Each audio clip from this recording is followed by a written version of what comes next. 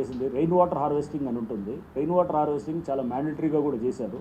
మన వేరే స్టేట్స్లో కూడా రెయిన్ వాటర్ హార్వెస్టింగ్ కంపల్సరీ ఇది ఉన్నది. మన దగ్గర కూడా దానికి ఏది ఓసీ ఇచ్చే ముందు కూడా ఇది రెయిన్ వాటర్ హార్వెస్టింగ్ ఇవన్నీ కూడా తీసుకుంటున్నారు. సో దాన్ని ఇంకొంచెం లోతుగా పోయి జిహెచ్ఎంసీ అధికారులు, హెచ్ఎండి అందరితో కూడా కూర్చొని మేము డెఫినెట్గా వీల్ హ్యావ్ ఒక ప్లాన్ ఆఫ్ యాక్షన్ పెట్టుకుంటాం. కారం రంగు రుచితో ఉంటుంది. ఆచి మిరపపొడి అదరగొట్టే కారం రంగు రుచి. దాన్ని రెయిన్ వాటర్ హార్వెస్టింగ్ కూడా మనం చేయడానికి అంటే ఊరికే పేపర్ మీద కాకుండా యాక్చువల్గా చేసేటువంటి విధంగా కూడా చెప్తే డెఫినెట్గా గ్రౌండ్ వాటర్ టేబుల్ పెరుగుతుంది. మనం వచ్చిన పడ్డ ప్రతి నీటి చుక్కను కూడా మనం కాపాడుకున్నట్టు అవుతుంది.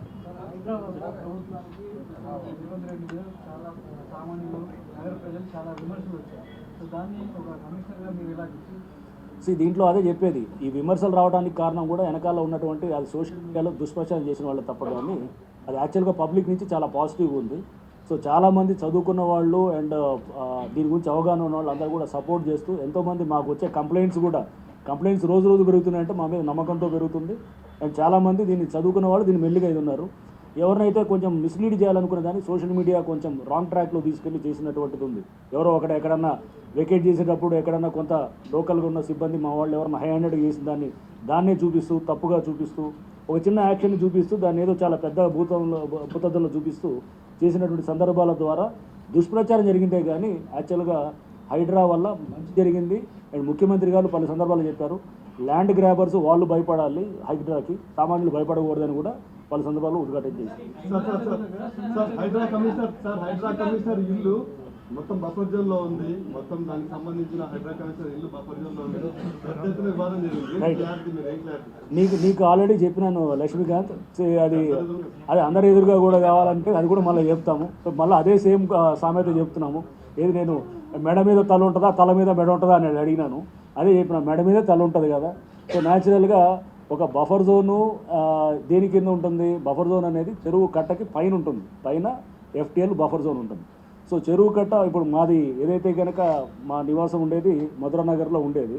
సో మేము చెరువు కట్ట నుంచి కిందకి కిలోమీటర్ దూరంలో ఉంటాం. అసలు ఆ చెరువే లేదు ఫస్ట్ ఆఫ్ ఆల్, అక్కడ అది పార్క్ వచ్చింది. లేని చెరువు గురించి లేని సమస్య గురించి మనం డిస్కస్ చేస్తున్నాం.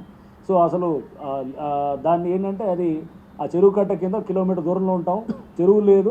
బఫరు FTL ఎప్పుడు వస్తుంది? వాటర్ ఒకటి మనకి అంటే నీరు ప్రవహిస్తూ వచ్చినప్పుడు ఒక చెరువు అడ్డుకట్ట అయినప్పుడు అక్కడ ఆగుతుంది. ఆగి దాని పైన అప్ స్ట్రీమ్ అంతా కూడా మునుగుతుంది.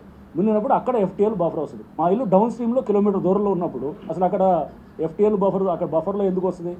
అది ఎవడో ఏది అర్థం లేకుండా ఇచ్చినటువంటి ఒక పసలేని వాదన. ఊరికనే ఇదిగో ఇట్లానే బద్నామం జరుగుతుంటాను. ఇది బద్నామం చేసే దాంట్లో కూడా వెనకాల మనం అర్థం చేసుకోవాలి. అంటే దీన్ని బద్నామం చేసే ప్రక్రియ హైడ్రాని వీకెండ్ చేస్తే కనుక ఈ ల్యాండ్ మాఫియాలు లేకపోతే ఇట్లా విచ్చలవిడిగా ఎవరికి వాడు చేయాలనుకునే దానికి కారం రంగు రుచితో ఉంటుంది. ఆచి మిరపపొడి అదరగొట్టే కారం రంగు రుచి. ఇవన్నీ జరిగేటప్పుడు ఒక ఎక్సర్సైజ్ అనమాట. ఈ ఎక్సర్సైజ్లో ఎవరైతే కనుక దీన్ని ప్రచారం చేస్తున్నారో వాళ్ళు డెఫినెట్గా ఎక్సర్సైజ్ని వాళ్ళు అంటే ఇండివిజువల్గా చేస్తారు.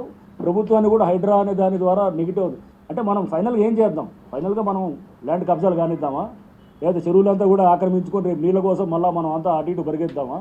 లేకపోతే కనుక పార్కులు లేకుండా మనం అంతా కూడా ఏది సరైన ఇది వాతావరణ కాలుష్యంతో దీంట్లో పోదామా? లేదా ఓపెన్ స్పేసెస్ మీకు ఉన్నటువంటి కాలనీ లేఅవుట్ ఓపెన్ స్పేసెస్ వేరే వాడు కొట్టేస్తుంటే చూద్దామా? కాదు కదా. ఇది అందరికి సంబంధించిన ఉమ్మడి ఆస్తి.